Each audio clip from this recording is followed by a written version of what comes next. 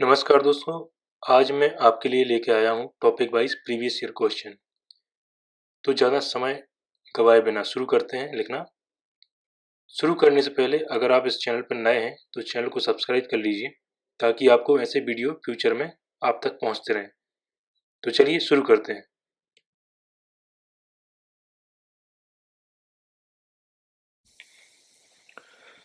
आज हम करंट के मुद्दे पर बात करेंगे। अभी नाभिकीय ऊर्जा जिससे इलेक्ट्रिसिटी प्रोड्यूस की जाती है उसके बारे में चर्चा करेंगे, क्योंकि जिस तरह से भारत में जनसंख्या बढ़ रही है उसकी ज़रूरतें ही बढ़ रही हैं, साथ ही ऊर्जा ज़रूरत भी बढ़ रही है। जिसमें हो ये रहा है कि जिस तरह से सिर्फ जनसंख्या की मांग ही नहीं बढ़ रही है, जनसंख्या बढ़ने के साथ साथ क्या है, उनकी डिमांड भी बढ़ रही है। तो जो इंडस्ट्रीज़ वगैरह होती हैं जहाँ पर प्रोडक्शन होता है, बड़ी बड़ी इंडस्ट्रीज, वहाँ पर प्रोडक्शन बढ़ाने के लिए एनर्जी की ज़्यादा रिक्वायरमेंट हो रही है। इसी परिप्रेक्ष्य में हमने क्या किया है कि अभी आपने देखा हुआ करंट में कोल क्राइसिस हुआ, मतलब कोयले की शॉर्टेज हुई, जिससे कहीं कहीं पर ये आशंका जताई गई थी कि हो सकता है ब्लैकआउट जैसी समस्याएं हो सकती हैं। मतलब कि इंडस्ट्रीज में और जो आम जन है उनके लिए इलेक्ट्रिसिटी सप्लाई बाधित हो सकती है। हालांकि ऐसा हुआ नहीं, लेकिन कई राज्यों में ऐसा संदेह व्यक्त किया गया था कि वहाँ पर कोल शॉर्टेज पड़ हो गया है और जो ताप विद्युत गृह हैं वहाँ पर कोयले की भारी कमी हो गई है। सिर्फ 2 से 3 दिन का ही स्टॉक उनके पास बचा हुआ है और आने वाले समय में अगर कोयला आपूर्ति नहीं हुई तो हो सकता है कि वहाँ पर ब्लैकआउट जैसी समस्या का सामना करना पड़ सकता है। इसी परिप्रेक्ष्य में हमने इसके पहले भी एक वीडियो बना चुके हैं जो कोल क्राइसिस के नाम से है। आप चाहें तो उसे एक बार देख सकते हैं, कब की घटना है और क्या करंट का मुद्दा था। अभी प्रेजेंट में हम ये देखेंगे कि नाभिकीय विज्ञान क्या है, नाभिकीय ऊर्जा से कैसे इलेक्ट्रिसिटी सब बन होती है, भारत में अभी क्या इसमें परियोजनाएं चल रही हैं, साथ ही साथ भारत में क्या क्या विस्तार हुए हैं इसको लेके, और इसमें नाभिकीय ऊर्जा प्राप्त करने के लिए नाभिकीय जो रॉ मटेरियल है या परम एट जैसे यूरेनियम हुआ, थोरियम हुआ, इनका स्टॉक कहाँ पर है, इनकी उपलब्धता कहाँ पर है, वर्ल्ड में कहाँ है, इंडिया में कहाँ कहाँ पर है, इसके बारे में चर्चा करेंगे। और क्योंकि ये करंट का मुद्दा है तो इसमें हमें ये भी बताना है कि अभी हाल ही में COP COP26 हुआ, उसमें एक लाइन कही गई थी कि अगर आप नाभिकीय ऊर्जा से दूर जा रहे हैं तो आप पर्यावरण सुरक्षा के खिलाफ हैं। इस परिप्रेक्ष्य में भी एक मॉडल क्वेश्चन हमने तैयार किया है जिसमें हम बताएंगे कि क्या नाभिकीय ऊर्जा एक दूसरा विकल्प है, सुरक्षित विकल्प है, मतलब कि क्या नाभिकीय ऊर्जा से अगर हम ये परमाणु क्या कहना एटॉमिक रिएक्टर, जो फास्ट ब्रीडर रिएक्टर होते हैं जिससे इलेक्ट्रिसिटी जनरेट होती है, क्या इनसे जो परमाणु ऊर्जा अगर हम परमाणु ऊर्जा से बिजली बनाए तो क्या ये सेफ है, इसमें कार्बन इमिशन होता है या नहीं होता है, इसके बारे में हमने अभी हाल ही में एक बहुत अच्छी रिपोर्ट आई थी, उसको लेके हमने एक मॉडल क्वेश्चन बनाया है ताकि हमें पता चल जाए कि अगर हम एटॉमिक एनर्जी का यूज़ कर रहे हैं तो वो कितनी सेफ है और उसमें कितना कार्बन इमिशन होता है। तो चलिए शुरू करते हैं। ये करंट का मुद्दा है, इसको देखते हैं। इसमें एक क्वेश्चन है कि भारत में नाभिकीय विज्ञान और प्रौद्योगिकी समृद्धि और विकास का विवरण प्रस्तुत कीजिए। भारत में फास्ट ब्रीडर रिएक्टर कार्यक्रम का क्या लाभ है। ये मैंने इसमें स्टार्टिंग से लिखा है कि 10 अगस्त 1948 को एक परमाणु ऊर्जा आयोग का गठन हुआ।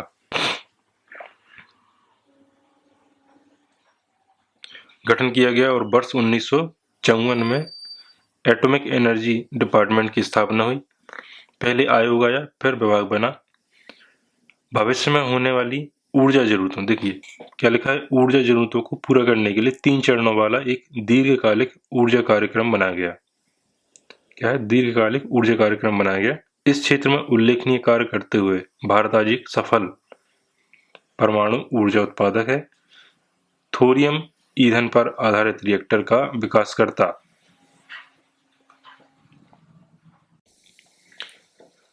थोरियम ईंधन पर आधारित रिएक्टर का विकासकर्ता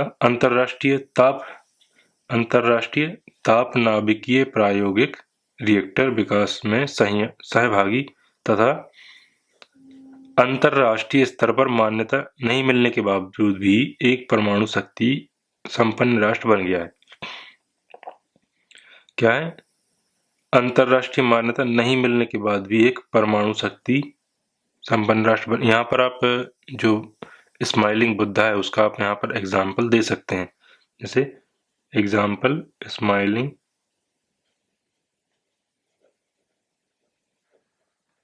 बुद्धा, क्योंकि हमें अंतर्राष्ट्रीय सपोर्ट नहीं मिला था जब भारत ने परमाणु शक्ति का परीक्षण करना चाहा, तो क्या हुआ, इसको गुपचुप तरीके से करना पड़ा, क्योंकि अमेरिका की इस पे पूरी तरह से निगाह रहती थी। आप अगर चाहें तो एक मूवी बनी है इस पर, आप उसको देख सकते हैं कि किस तरह से जो है अमेरिका के गुप्तचर जो है सैटेलाइट्स किस तरह से भारत के ऊपर निगाह बनाए हुए थे और किस तरह से हमने ये स्माइलिंग बुद्धा का परीक्षण किया। नेक्स्ट लिखते हैं कि भारतीय परमाणु कार्यक्रम की कल्पना देश में उपलब्ध स्वदेशी परमाणु संस्थान के अधिकृत उपयोग पर आधारित 3 चरणों वाला एक दीर्घकालिक कार्यक्रम है। पहले चरण में प्राकृतिक यूरेनियम पर आधारित उच्च दबाव वाले दावित जल रिएक्टर प्रेशराइज्ड वाटर रिएक्टर की स्थापना की गई। पहले चरण में देखो क्या है, प्राकृतिक यूरेनियम पर आधारित उच्च दाब वाले दावित जल रिएक्टर की स्थापना की गई। दूसरे चरण में क्या है कि फास्ट ब्रीडर रिएक्टर पर आधारित है, जिसमें ऊर्जा के रूप में क्या यूरेनियम 238 और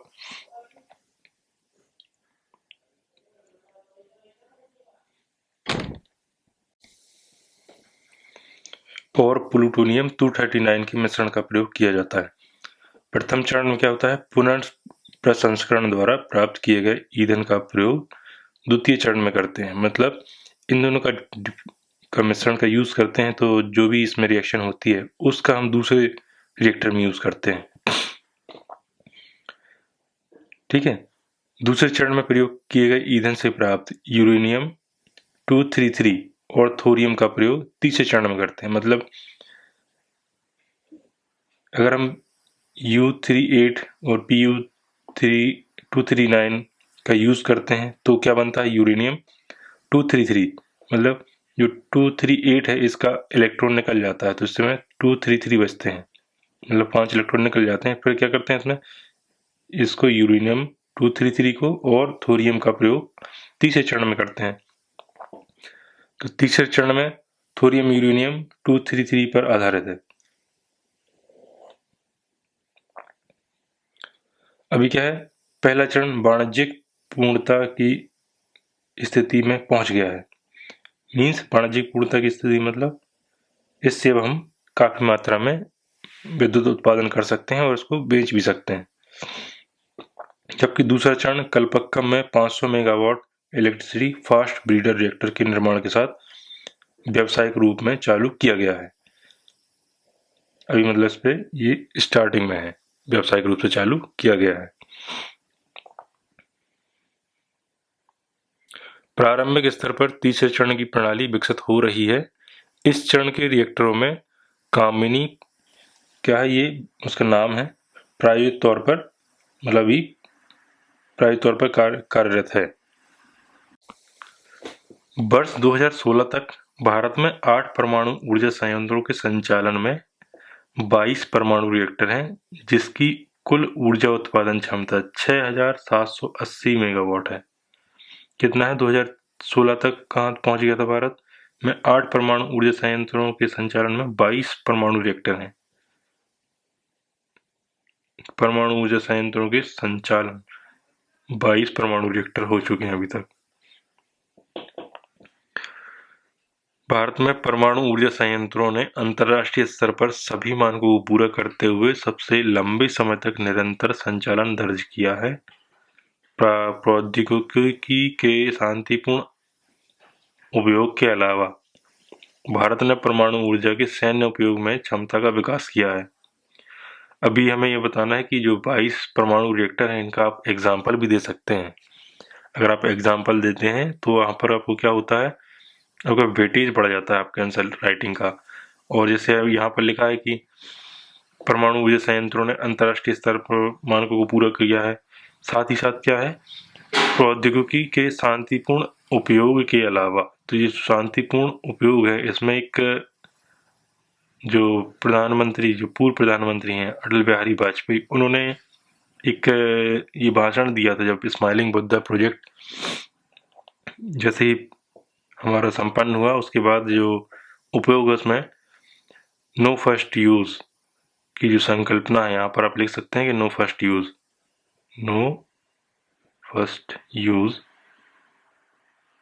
एग्जाम्पल के तौर पे आप इसको लिख सकते हैं। ठीक है, नेक्स्ट लिखते हैं कि फास्ट ब्रीडर रिएक्टर कार्यक्रम भारत के परमाणु कार्यक्रम के लिए बहुत महत्वपूर्ण है, क्योंकि इसमें ईंधन के रूप में प्लूटोनियम 239 के साथ क्या होता है, प्लूटोनियम 239 के साथ हम यूरेनियम 238 तथा थोरियम 232 का प्रयोग किया जाता है। थोरियम 232 स्वतः प्रकृति में विघटित नहीं होता। ये बहुत अच्छी बात है कि ये स्वतः विघटित नहीं होता है, प्रकृति में विघटित नहीं होता है। साथ ही यह फास्ट ब्रीडर रिएक्टर में यूरेनियम 233 में बदल जाता है और इसका उपयोग ईंधन के रूप में होता है। ये देखिए, थोरियम का यूज करने से क्या होता है, थोरियम का यूज करने के बाद वो क्या बन जाता है, वो यूरेनियम 233 में बन जाता है।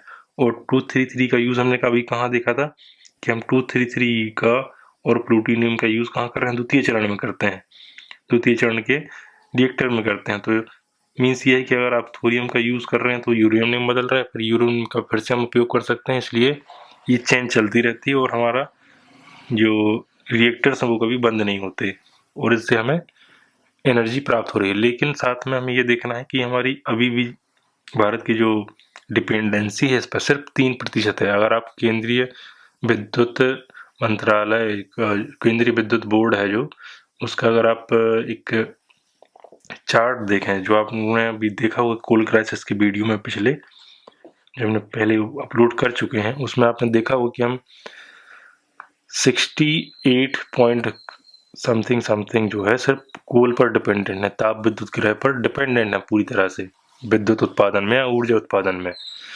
हमारी नाविक ऊर्जा उत्पादन अभी सिर्फ 3% ही चल रहा है। उसके बावजूद भी हम कितने सफल तरीके से यूरेनियम, थोरियम और प्लूटोनियम का उपयोग करके इसका विद्युत उत्पादन कर रहे हैं। लेकिन क्या ये सेफ है, ये क्वेश्चन है जिसको हमने मॉडल आंसर अभी हम आगे जाके लिखेंगे। तो देखते हैं नेक्स्ट क्वेश्चन क्या है।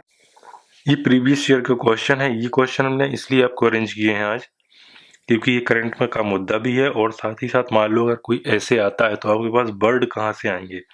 इसलिए हमने क्या किया है कि प्रीवियस ईयर क्वेश्चन और जो अभी न्यूज़ में करंट में अपडेट आई है उसका क्वेश्चन, एक मॉडल क्वेश्चन, ये तीनों चारों क्वेश्चन आपको एक ही वीडियो में दे रहे हैं, ताकि अगर मान लो एक कोई पर्टिकुलर क्वेश्चन नहीं आता है और कोई ऐसे लिखने को आ जाए तो आपके पास वर्ड्स रहेंगे और साथ ही साथ टर्म्स भी रहेंगे।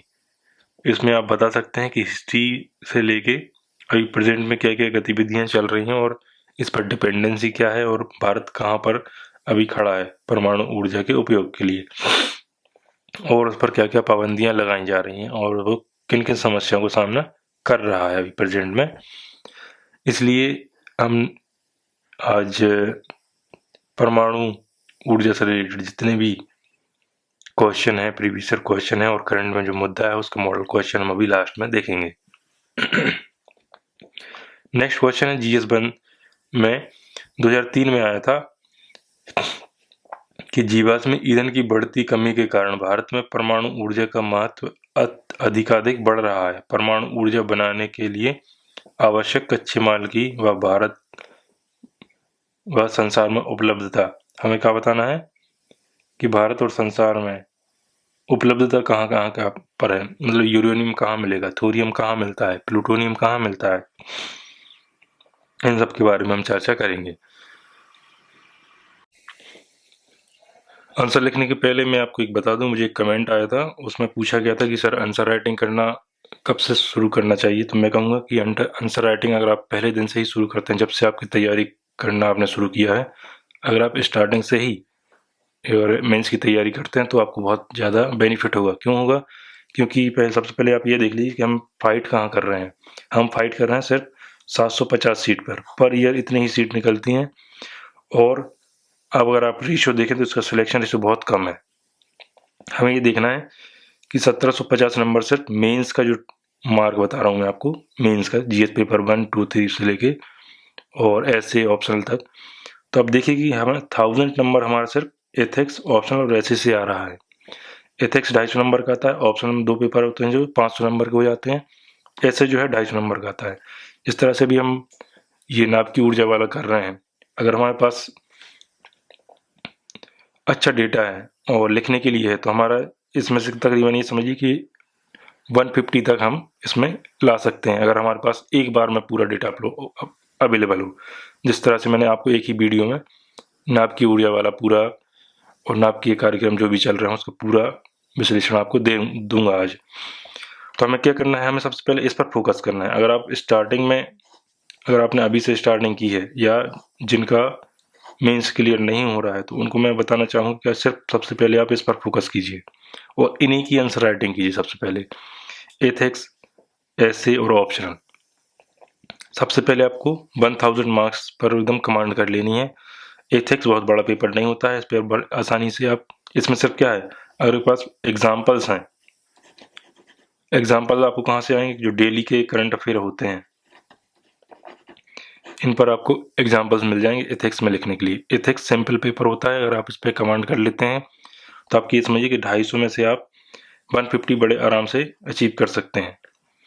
ऑप्शनल की तैयारी आप करेंगे तो ऑप्शनल पे जितनी ज़्यादा आपकी कमांड होगी उतना ज़्यादा स्कोरिंग आपको होता है। और ऐसे में ऐसा है कि अगर आपके पास मटेरियल है तो आप ऐसे लिखने में आपको ईजी पड़ता है। जैसे हम आपको लेके आ रहे हैं टॉपिक वाइज, जितने भी प्रीवियस और क्वेश्चन है तो होते हैं, उन सबको हम एक ही वीडियो में लाने की कोशिश करते हैं, ताकि मान लो कोई ऐसे आता है उस टॉपिक से रिलेटेड तो आपके पास मटेरियल हो।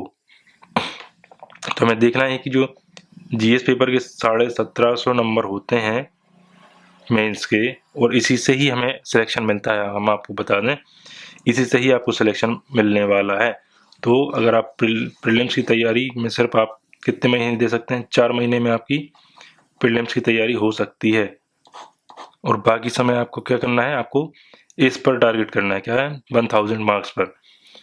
1000 मार्क्स पर अगर आप भरपूर तैयारी करेंगे तो आपकी सिलेक्शन की चांसेस ज़्यादा हैं। और आप ये मान के चलिए 750 में सिर्फ आप सिर्फ कोशिश ही नहीं कर रहे, इसमें ऑलरेडी 750 से ही आपको फाइट करना है, क्योंकि इसमें बहुत से बच्चे ऐसे होते हैं जो रीअटेम्प्ट करते हैं, और कुछ ऐसे भी होते हैं जो जिनका इंटरव्यू क्वालिफाई नहीं होता। वो मेंस तो क्लियर कर चुके होते हैं लेकिन इंटरव्यू क्लियर नहीं किए होते हैं, तो इनसे ही फाइट है आपको। मतलब आपको जो पहले से प्रिपेयर्ड है उनसे फाइट करनी है। इसलिए सबसे ज़्यादा आप फोकस 1000 मार्क्स पर करिए, एथिक्स, ऑप्शनल, ऐसे, ताकि आपको जब भी आप मेंस लिखें तो आप जो जीएस पेपर हैं, जीएस पेपर 1, 2, 3, ये आपके करंट के मुद्दे से, जो अगर आप कहीं पर भी यूट्यूब पर या कहीं की किसी मंथली मैगजीन पर जो आपके जीएस पेपर 1, 2 हैं, इन पर आपको ज़्यादा फोकस करने की अभी ज़रूरत नहीं है। ये मेंस पर जब आप तैयारी करेंगे तो आपको जो डेली करंट अफेयर होते हैं उसमें आपको इसका मटेरियल मिल जाएगा। तो आप कोशिश कीजिए कि 1000 मार्क्स पर पहले फोकस कीजिए, साथ ही साथ प्रीलिम्स का पढ़ते रहिए हल्का सा, ताकि जब आपका सिर्फ लास्ट 4 मंथ बचता है प्रीलिम्स का, उस पर आप ये जो है फोकस कर दीजिए, फिर सिर्फ प्रीलिम्स पे। उस समय सिर्फ आप ऑप्शनल को धीरे धीरे रिवाइज करते रहिए आराम आराम से, थोड़ा समय निकाल के। लेकिन फिर आप जब आपके प्रीलिम्स पास में हो तो सिर्फ 4 महीने में आप प्रीलिम्स क्लियर कर सकते हैं। तो मैं आई होप आपको ये कैलकुलेशन समझ में आया होगा। तो देखते हैं अभी जो क्वेश्चन किया था उसका आंसर लिखते हैं हम। इसका आंसर लिखते हैं कि भारत अपनी ऊर्जा जरूरतों को पूरा करने के लिए काफी हद तक जीवाश्मी ईंधन पर निर्भर है। क्या है? जीवाश्मी ईंधन पर। यहाँ पर आप सेंट्रल इलेक्ट्रिसिटी बोर्ड की रिपोर्ट लगा सकते हैं कि वो कितने कितने प्रतिशत में वो कहाँ क्या क्या यूज़ करके बिजली उत्पन्न कर रहा है। जैसे कोल अगर हम बात करें तो 68.77% जो है वो कोल से है, और बहुत कम मात्रा में जो है हम नाभिकीय ऊर्जा से, जैसे नाभिकीय ऊर्जा से सिर्फ 3% ही इसका इलेक्ट्रिसिटी जनरेट कर रहे हैं। तो हमने पहली लाइन क्या लिखी है कि भारत अपनी ऊर्जा जरूरतों को पूरा करने के लिए काफ़ी हद तक कहाँ जीवाश्म ईंधन पर डिपेंडेंट है। जीवाश्म ईंधन में कोल हो गया, नेचुरल गैस हो गई, पेट्रोलियम प्रोडक्ट हो गए, इन पर ज़्यादा डिपेंडेंसी है। इससे क्या होता है कि जब इनको हम बर्न करते हैं तो CO2 इमिशन बहुत ज़्यादा हाई लेवल पे होता है। इसलिए क्या हो रहा है कि जो COP26 हुआ उसमें हमारे प्रधानमंत्री ने बोला कि हम 2070 तक नेट कार्बन इमिशन प्राप्त कर लेंगे, और उसके लिए काफ़ी हद तक जो है इंडियन गवर्नमेंट उस जो है सोलर एनर्जी और विंड एनर्जी इन पर ज़्यादा फोकस कर रही है। तो अभी हम आगे देखते हैं क्या लिखा हमने। जीवाश्म ईंधन की बढ़ती हुई कमी के कारण भारत ने ऊर्जा आपूर्ति के लिए दूसरे विकल्पों की तलाश शुरू की। वर्तमान में भारत अपनी कुल ऊर्जा उत्पादन का केवल 3% ऊर्जा परमाणु ऊर्जा से प्राप्त करता है। जैसे कि मैंने आपको बताया कि केंद्रीय विद्युत बोर्ड जो है उसका आप यहाँ पे नाम लिख के ये आप डेटा दे सकते हैं।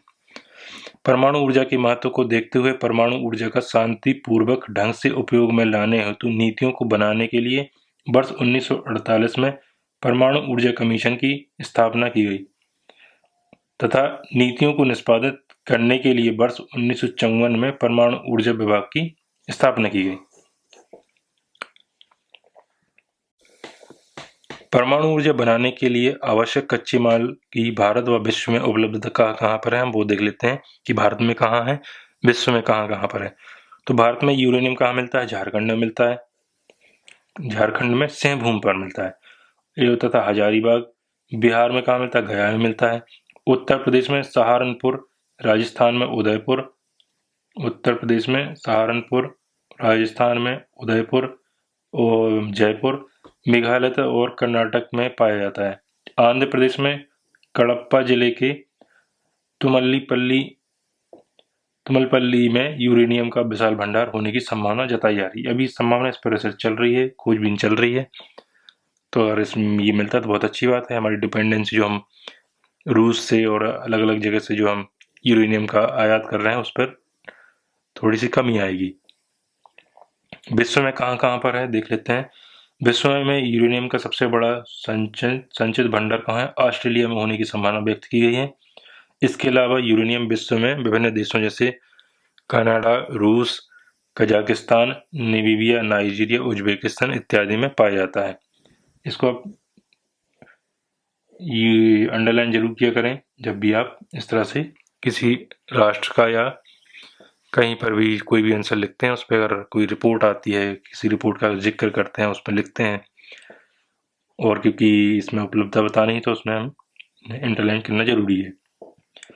परमाणु ऊर्जा बनाने के लिए थोरियम का भी कच्चे माल के रूप में उपयोग करने हेतु अनुसंधान कार्य चल रहे हैं। संयुक्त राज्य अमेरिका, ऑस्ट्रेलिया, भारत इत्यादि में थोरियम के भंडार काफी हैं। भारत में थोरियम आंध्र प्रदेश में पाया जाता है, तमिलनाडु में मिलता है, केरल के समुद्र तटीय भागों में पाए जाने की संभावना है, और अभी इस पर काम चल रहा है। तो आप आई होप आपको ये पसंद आया हो। तो देखते हैं नेक्स्ट क्वेश्चन क्या है। नेक्स्ट क्वेश्चन है कि भारत की बढ़ती हुई जरूरतों के परिप्रेक्ष्य में क्या भारत को अपने नाभिकीय ऊर्जा कार्यक्रम का विस्तार करना जारी रखना चाहिए? क्या है? ऊर्जा की बढ़ती हुई जरूरतों के परिप्रेक्ष्य में, ठीक है, नाभिकीय ऊर्जा से संबंधित तथ्यों एवं भयों की विवेचना कीजिए। इसमें हमें तथ्य बताने हैं और भय क्या है ये बताना है। तो बिना समय गवाए इसका आंसर लिखते हैं। भारत को अपनी जनसंख्या की ऊर्जा आवश्यकताओं की आपूर्ति एवं अपने औद्योगिक विकास कार्यक्रम को बनाए रखने के लिए ऊर्जा की आवश्यकता है। परमाणु ऊर्जा की आवश्यकता इस तथ्य में निहित है कि ऊर्जा की मांग दिन प्रतिदिन बढ़ती जा रही है।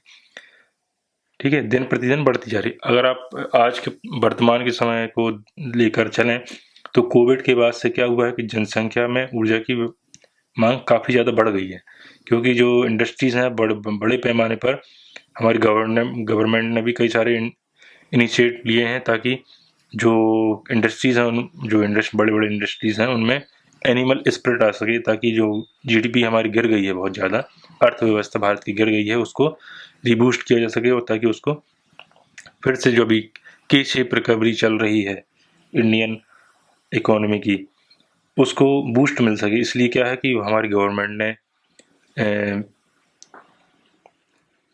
कई सारे पैकेज जारी किए हैं, कई हज़ारों करोड़ों लाखों के, ताकि जो प्रोडक्शन हमारा बढ़ सके। इससे हुआ ये है कि जो एनिमल स्पिरिट जागी है इंडस्ट्रीज़ वगैरह में प्रोडक्शन के लिए, उसमें क्या है, एनर्जी की आवश्यकता बढ़ गई है, और इसी एनर्जी को पूरा करने के लिए हमारे जो ताप विद्युत ग्रह हैं उस पर डिपेंडेंसी काफ़ी ज़्यादा बढ़ गई थी, और इसीलिए दिल्ली, पंजाब, हरियाणा जैसे राज्य हैं जहाँ पर कोल क्राइसिस का सामना करना पड़ा, और उन्होंने आशंका जताई थी कि हो सकता है कि फ्यूचर में अगर कोयले की आपूर्ति पर्याप्त नहीं हुई, अगर केंद्र सरकार अगर कोल एनर्जी, जो कोल डिपार्टमेंट है, कोल मंत्रालय, अगर वो ताप विद्युत ग्रहों को पर्याप्त मात्रा में कोयला उपलब्ध नहीं कराता है, तो हो सकता है कि जो जहाँ पर दिल्ली या पंजाब, जहाँ जो राष्ट्र है, वहाँ पर ब्लैकआउट जैसी समस्या हो सकती है। इससे होगा क्या कि वहाँ पर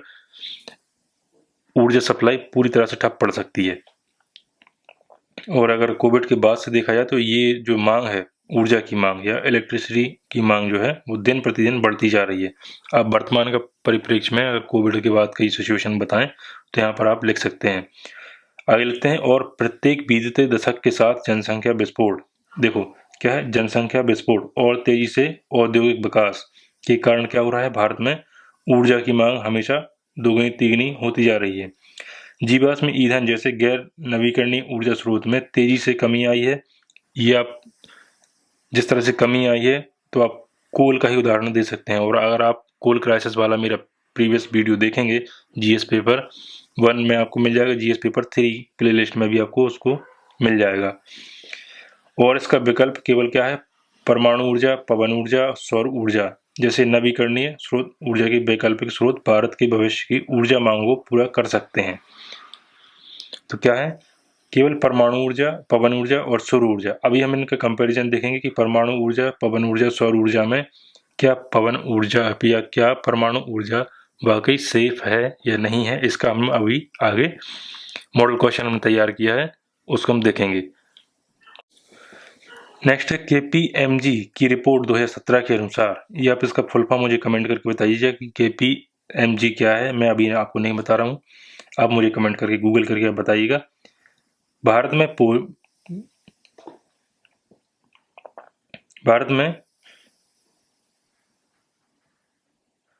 पर्यावरण और वितरण का नुकसान प्रति वर्ष कितना, $6 बिलियन से अधिक है, और आने वाले वर्षों में इसमें वृद्धि होगी, जिससे आवश्यक ऊर्जा की मांगों को पूरा कर पाना मुश्किल होगा। ये एक रिपोर्ट आई थी 2017 में, इसके बारे में बताया गया है कि किस तरह से हमारा नुकसान हो रहा है। इतना ज़्यादा नुकसान हम हर साल कर रहे हैं। भारत ने 2032 तक दावा किया है कि 2032 तक वो 8 लाख मेगावाट बिजली उत्पादन स्थापित करने का लक्ष्य उसने रखा है, और इसे प्राप्त करने के लिए परमाणु ऊर्जा पर बड़े पैमाने पर उपयोग करना होगा। उसने ये बताया कि हमें अगर जो ऊर्जा ज़रूरत है, और जिस तरह से हमें भारत में थोरियम, यूरेनियम के भंडार होने की संभावना है, जैसे झारखंड में हुआ, राजस्थान में हुआ, उत्तर प्रदेश में हुआ, केरल के पास हुआ, तो वहाँ पर हम परमाणु ऊर्जा का, और जो कच्चे माल की उपलब्धता है, वहाँ पर हम परमाणु ऊर्जा को बड़े पैमाने पर उपयोग कर सकते हैं और वहाँ पर निर्माण कर सकते हैं। इसी को देखते हुए हमने मॉडल क्वेश्चन तैयार किया है, जो हम आने इसी के बाद देखने वाले हैं। भारतीय संदर्भ में परमाणु ऊर्जा से संबंधित तथ्य। अभी हम तथ्य देखेंगे, क्या क्या तथ्य हैं कि भारत के पास वर्तमान में कुल कितने हैं, 22 परमाणु रिएक्टर हैं, कार्यरत हैं। भारत में परमाणु ऊर्जा से केवल कितना, 38 TWh बिजली, 38 वाट पर आवर जो है बिजली 2016 और 17 का उत्पादन हो रहा है। जो ये 2016-17 का उत्पादन का डेटा है, जो विभिन्न माध्यमों से उत्पादित कुल बिजली का कितना है, सिर्फ 2.6% है। अब जो बढ़ के कितना हो गया है वर्तमान में, 3.1% पहुंच गया है। अगर आप केंद्रीय विद्युत बोर्ड, इसकी अगर आप रिपोर्ट देखेंगे, जो कोल क्लासेस वाला वीडियो है, उसमें कितना पहुंच गया है, अब ये 3.1 पहुंच गया है। भारत ने वर्ष 2050 तक अपनी कुल बिजली उत्पादन का 25% कहां से करना है, परमाणु ऊर्जा से लक्ष्य रखा गया है। ठीक है। आयातित ऊर्जा संसाधनों पर भारत की बढ़ती निर्भरता और ऊर्जा क्षेत्र में असंगत सुधार ऊर्जा की बढ़ती मांग को पूरा करने की चुनौती है। भारत के पास एक विशाल जनसंख्या है और ऊर्जा की मांग को पूरा करने में परमाणु ऊर्जा अहम योगदान दे रहे हैं। परमाणु ऊर्जा नगण्य उत्सर्जन के साथ ऊर्जा का अपेक्षाकृत स्वच्छ स्रोत है। अभी हमें देखेंगे कि जो हमने ये पॉइंट लिखा है कि परमाणु ऊर्जा नगण्य उत्सर्जन के साथ ऊर्जा का अपेक्षाकृत स्वच्छ स्रोत है, वो कितना स्वच्छ है, इसके बारे में अभी हम मॉडल क्वेश्चन में नेक्स्ट बनाया है, उसके बारे में हम चर्चा करेंगे। बासेनार समझौता, इसके बारे में आप देख लीजिए एक बार गूगल करके, क्या है बासेनार समझौता और ऑस्ट्रेलिया समूह जैसी प्रमुख परमाणु सामग्री विनियम संस्थानों में भारत ने प्रवेश समूह जैसी प्रमुख परमाणु सामग्री विनियम संस्थानों में भारत के प्रवेश ने आवश्यक बुनियादी ढांचा विकसित करने के लिए बेहतर वातावरण तैयार किया है। परमाणु ऊर्जा के प्रमुख भय क्या क्या है, जैसे चेरनोबिल जो घटना हुई थी, वहां पर परमाणु रिएक्टर की जो एक्सीडेंट हो गया था, तो काफी जान माल का नुकसान हुआ और वहां पर रेडिएशन आज भी है। ठीक है। तो परमाणु दुर्घटना की संभावना है जो जीवन और पर्यावरण के लिए बहुत ही खतरनाक है। अगर आप चेरनोबिल की घटना आपने नहीं पढ़ी तो विकिपीडिया पर इसके बारे में पूरी जानकारी दी गई है, आप गूगल करके विकिपीडिया पर जाके इसके बारे में पढ़ सकते हैं। और ऐसी घटना कोई भारत में ना हो, इसलिए ये संभावना व्यक्त की गई है। और ऐसे क्या क्या खतरे होते हैं, उसका परिणाम क्या हो सकता है, वो आप अगर आप विकिपीडिया में देखेंगे आपको उसके बारे में पढ़ने को मिल जाएगा। परमाणु ऊर्जा संयंत्र युद्ध के दौरान असुरक्षित है। क्या है, परमाणु ऊर्जा संयंत्र युद्ध के दौरान बहुत असुरक्षित हैं। ये एक बहुत बड़ी क्या है, भय है या चिंता का विषय है कि हो सकता है कभी कभार कोई युद्ध छिड़ जाए।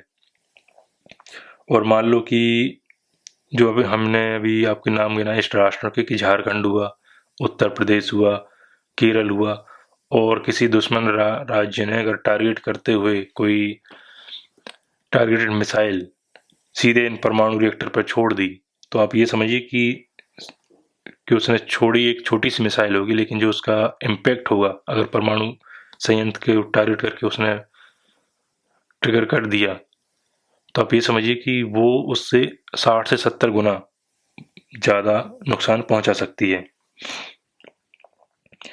परमाणु ऊर्जा संयंत्र में बहुत ज़्यादा निवेश करना पड़ता है। एक तो ये है कि इसमें ज़्यादा पैसा खर्च होता है। नाभिकीय विद्युत संयंत्र के कारण बाहरी देशों पर हमारी निर्भरता बढ़ती जा रही है। क्या है, हम जो है हमारे पास अभी ये टेक्नोलॉजी अवेलेबल नहीं है कि जो हम संयंत्र बनाते हैं, विद्युत संयंत्र परमाणु ऊर्जा वाले, तो हमें क्या करना पड़ता है, दूसरे देशों से इसकी टेक्नोलॉजी और उनसे बनवाना ही पड़ता है। इन सब के बावजूद परमाणु ऊर्जा में होने वाले लाभ और भारत की ऊर्जा सुरक्षा को पूरा करने में नाभिकीय ऊर्जा अहम योगदान निभाएगा। ये वो मॉडल क्वेश्चन है जो हमने आपको अभी बता रहे थे कि परमाणु ऊर्जा अगर हम यूज़ करते हैं, जिस तरह से अभी पिछले क्वेश्चन में हमने देखा कि भारत जो है उसका 25% करना चाहता है, जो जितना भी प्रोडक्शन अभी हो रहा है बिजली का, सिर्फ परमाणु ऊर्जा से वो 25% करने की कोशिश में लगा हुआ है। ये मॉडल क्वेश्चन तैयार किया है, इसको हम लिखते हैं। क्या है, क्या परमाणु ऊर्जा जीवाश्म ईंधन को रोकने में हमारी मदद कर सकता है? क्या है, परमाणु ऊर्जा जीवाश्म ईंधन को रिप्लेस कर सकता है कि नहीं कर सकता है, ये बताना है। क्या है, वास्तव में जलवायु परिवर्तन को नियंत्रित करने में कारगर है? क्या है, जलवायु परिवर्तन को नियंत्रित करने में कारगर है। तो अभी हमने यही देखना है कि अभी रिसेंट में करंट में द हिंदू में बहुत अच्छा एक एडिटोरियल आया था नाभिकीय ऊर्जा को लेकर, उसमें बताया गया था, उसमें कंपैरेटिव स्टडी दी गई थी, उसी को हमने इसमें यूज़ किया है मॉडल आंसर को लिखने में। आई होप आपको ये पसंद आएगा। तो बिना समय गवाए शुरू करते हैं। हाल ही में संपन्न हुए COP26 जलवायु शिखर सम्मेलन में भारत के प्रधानमंत्री द्वारा दिए गए वक्तव्य उन्होंने कहा है कि भारत 2070 तक शून्य कार्बन उत्सर्जन राष्ट्र बन जाएगा। क्या है? भारत जो है 2070 तक शून्य कार्बन उत्सर्जक राष्ट्र बन जाएगा। जी कहाँ पर है? जलवायु शिखर सम्मेलन COP26 में उन्होंने बोला। लेकिन भारत की बढ़ती जनसंख्या की ऊर्जा जरूरतों को पूरा करने के लिए आज भी भारत कहाँ है? जीवाश्म ईंधन पर डिपेंडेंट है, बहुतायत मात्रा में डिपेंडेंट है। इस यहाँ पर आप केंद्रीय विद्युत बोर्ड की जो रिपोर्ट आई है उसके माध्यम से, अगर आप इसमें चाहें तो वो टेबल बना के भी टेबुलेटिंग फॉर्म में आप लिख सकते हैं कि कितने कहाँ पर क्या क्या जीवाश्म ईंधन हम यूज़ कर रहे हैं और उस पर डिपेंडेंसी कितने कितने प्रतिशत है, या उससे हम कितना प्रतिशत ऊर्जा का उत्पादन कर रहे हैं। भारत का जीवाश्म ईंधन से परमाणु ऊर्जा के योग में आना काफ़ी महंगा और चुनौतीपूर्ण है, जो कि हम अभी पिछले क्वेश्चन में देख चुके हैं कि क्या क्या चुनौतियाँ होती हैं और कितना इसमें खर्च होता है। जो निम्नलिखित है हमने वो उसको थोड़ा सा फिर से लिखने की कोशिश की है, क्योंकि हम एक दूसरा क्वेश्चन कर रहे हैं। जिस तरह से COP26 जलवायु शिखर सम्मेलन के दौरान अधिवक्ता ने कहा था कि यदि आप परमाणु ऊर्जा के खिलाफ हैं तो आप जलवायु संरक्षण के खिलाफ है। ये एक बहुत बड़ी उन्होंने बात बोली थी कि यदि आप एटॉमिक एनर्जी का यूज़ नहीं कर रहे हैं तो मीन्स आप जलवायु संरक्षण में आपकी भूमिका बिल्कुल नहीं है। मीन्स COP26 में बताया गया कि आप जो है परमाणु ऊर्जा का भरपूर उपयोग कीजिए। लेकिन हमें साथ अभी जो डेटा हम आगे देखने वाले हैं उससे हमें पता चलेगा कि क्या परमाणु ऊर्जा सुरक्षित, वाकई सुरक्षित है। जो COP की में एक अधिवक्ता ने बोला है कि यदि आप परमाणु ऊर्जा के खिलाफ हैं तो आप जलवायु संरक्षण के खिलाफ हैं। तो हम आगे लिखते हैं कि साथ ही परमाणु ऊर्जा के समर्थकों को कहना है, देखो परमाणु ऊर्जा के समर्थकों का कहना है, क्या कहना है कि यह जीवाश्म ईंधन के प्रदूषण को रोकने में हमारी मदद कर सकता है। क्या है? जीवाश्म ईंधन के होने वाले प्रदूषण को रोकने में हमारी मदद कर सकता है। लेकिन क्या यह वास्तव में जलवायु को बचाने में मदद कर सकता है? यहाँ पर एक क्वेश्चन जनरेट होता है कि क्या परमाणु ऊर्जा शून्य उत्सर्जन मुख्य ऊर्जा स्रोत है या नहीं है? तो हमने क्या लिखा है आगे? नहीं। क्या लिखा है? GHG ग्रीन हाउस गैस उत्सर्जन के लिए परमाणु ऊर्जा भी जिम्मेदार है। वो किस तरह से है वो हम आगे देखेंगे। इसको मैंने पॉइंट वाइज लिखा है। पहला है कि जलवायु परिवर्तन पर संयुक्त राष्ट्र के अंतर सरकारी पैनल IPCC की जो 6th रिपोर्ट आई है द्वारा 2014 में जारी एक रिपोर्ट के अनुसार, अभी आप 2021 में ही वो 6th रिपोर्ट है और अभी हम 2014 की रिपोर्ट के बारे में बात कर रहे हैं। परमाणु ऊर्जा का प्रति किलोवाट घंटे में अगर हम एनर्जी का उत्पादन करते हैं तो कितना 3.7 से 110 मतलब 3.7 से 110 ग्राम CO2 का इमिशन होता है, या अनुमान लगाया जाता है। अगर हम परमाणु ऊर्जा से इतना करें तो कार्बन का उत्सर्जन इसमें होता है। ठीक है। नीदरलैंड में एक स्टडी की गई थी कि नीदरलैंड स्थित world information service on energy या VIS ने गणना की है कि परमाणु संयंत्र प्रति किलोवाट घंटे में 117 ग्राम, कितना 117 ग्राम CO2 इमिशन करते हैं। तो ऊपर वाला डेटा और ये वाला डेटा हमारे बहुत काम में आने वाला है। इसको आप नोट डाउन कर लीजिएगा, हाईलाइट कर लीजिएगा जब भी आप अपने आंसर राइटिंग लिखें या इसको कॉपी कर रहे हो। तो राज्य द्वारा संचालित जर्मन पर्यावरण एजेंसी UBA के साथ साथ WISE जो हमने ऊपर लिखा है कि आंकड़ों के अनुसार हमने क्या देखा है कि परमाणु ऊर्जा फोटोवोल्टिक सोलर पैनल सिस्टम, जो सोलर ऊर्जा एनर्जी का हम यूज कर रहे हैं, की तुलना में कितना 3.5 गुना से अधिक CO2 प्रति किलोवाट घंटे का उत्सर्जन करते हैं। इसमें कंपैरेटिव स्टडी बताई गई है कि अगर हम सोलर पैनल का यूज़ करते हैं, अगर उसमें जितना भी CO2 इमिशन होता है तो उससे 3 से 3.5 गुना अधिक गुना इमिशन CO2 कार्बन कहाँ होता है? परमाणु ऊर्जा से होता है। तटवर्ती पवन ऊर्जा की तुलना में वह परमाणु ऊर्जा कितना है, 13 गुना अधिक है। देखिए आप, विंड एनर्जी से की तुलना में अगर हम परमाणु ऊर्जा को देखें तो वो परमाणु ऊर्जा 13 गुना CO2 का इमिशन करता है। जल विद्युत प्रतिष्ठानों की तुलना में कितना है, 29 गुना है, 29 गुना अधिक कार्बन इमिशन करता है। इसको आप टेबल फॉर्म में भी बना सकते हैं। आप लिख दीजिए कहीं पर कि सोलर एनर्जी और डैश करके लिख दीजिए, मतलब ऊपर लिख दीजिए नवीकरणीय ऊर्जा और परमाणु ऊर्जा। तो परमाणु ऊर्जा में आप ये लिख सकते हैं कि कितने गुना है, और यहाँ पर सोलर एनर्जी की तुलना में आप बता सकते हैं टेबुलेटिंग फॉर्म में। तो आपका ये इतना सारा लिखने की, अगर आपको बड़ी लिमिट है आपके पास, मान लो 150 शब्दों में आ गया लिखने को या 200 शब्दों में लिखने आ गया, ये मैं अभी ऐसा वर्ड लिमिट की उसमें नहीं लिखता हूँ कि हमें 200-250 शब्द में कंप्लीट करना है या 300 शब्द में। ये मेरा जितना भी इसमें डेटा रहता है मैं आपको पूरा देने की कोशिश करता हूँ ताकि आपके पास डेटा अवेलेबल रहे। जब परमाणु यूरेनियम 233 निष्कर्षण करते हैं, परिवहन करते हैं, उसका प्रसंस्करण करने की बात आती है तो CO2 का उत्सर्जन होता है। कितना होता है अभी इसका डेटा हमें पता नहीं है। परमाणु ऊर्जा संयंत्रों की लंबी और जटिल निर्माण प्रक्रिया में भी क्या होता है, CO2 का मिशन होता है। नेक्स्ट लिखा है कि परमाणु कचरे को भी सख्त परिस्थितियों में ले जाना और संग्रहित करना पड़ता है, जिससे कार्बन का उत्सर्जन होता है। COP26 में पर्यावरण पहल SYF साइंटिफिक S4F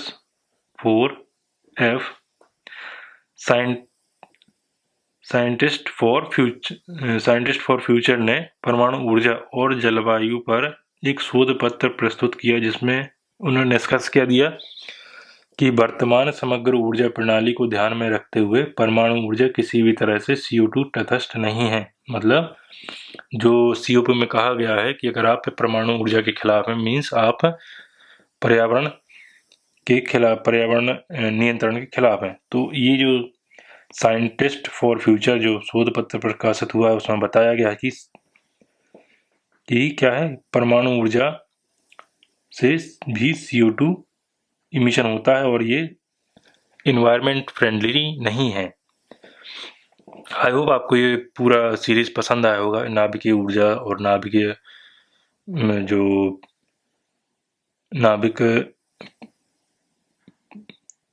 ऊर्जा जिससे हम इलेक्ट्रिसिटी जनरेट कर रहे हैं, या नाभिकीय ऊर्जा से रिलेटेड जो भी क्वेश्चन थे पहले और जो मॉडल क्वेश्चन है, आई होप ये आपको जरूर पसंद आया होंगे। तो इस वीडियो को सब लाइक कीजिए, शेयर कीजिए, और अगर चैनल पर नए हैं तो सब्सक्राइब कीजिए, और अगर आप चैनल पर पुराने हैं तो इनको आप अपने हिसाब से लिख लीजिए। साथ ही आज आप कमेंट करके मुझे बता सकते हैं कि अगर आपको इसमें कुछ कमी लगती है या आपके पास कुछ और एक्स्ट्रा मटेरियल है, आप कमेंट करके मुझे ज़रूर बताइएगा ताकि हम इसमें ऐड करके एक उसका शॉर्ट वीडियो बना के आपको चैनल में अपलोड करेंगे, ताकि आपके पास वो नोटिफिकेशन पहुंच जाएगा। साथ ही साथ हम क्या करेंगे कि आने वाले समय में भी इसी तरह से जो सीरीज़ है, मतलब मीन्स प्रीवियस ईयर क्वेश्चन, और रिसेंट में भी कुछ अगर कोई घटना होती है तो उससे रिलेटेड जितने प्रीवियस ईयर क्वेश्चन होंगे वो, साथ ही साथ कोई मॉडल क्वेश्चन और उसका मॉडल आंसर। और मैं आपको एक बात बोलना चाहूँगा कि जो मैंने आपको बताया है कि 1000 मार्क्स सिर्फ ऐसे एथिक्स और ऑप्शनल पे मिलते हैं, तो प्लीज़ जब भी आप भी शुरुआत कर रहे हैं या कर चुके हैं, अगर आप अभी प्रीलिम्स की तैयारी कर रहे हैं तो नेक्स्ट आने वाले सेशन में जो 2022 के बच्चे हैं और 2023-24 के, उनको मैं बोलूँगा कि आप सिर्फ स्टार्टिंग में सिर्फ ऑप्शनल, एथिक्स और ऐसे पर ही ज़्यादा फोकस कीजिए।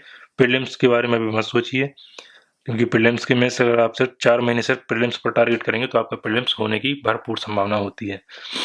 तो मिलते हैं नेक्स्ट क्वेश्चन में। अभी तक बने रहने के लिए बहुत बहुत धन्यवाद।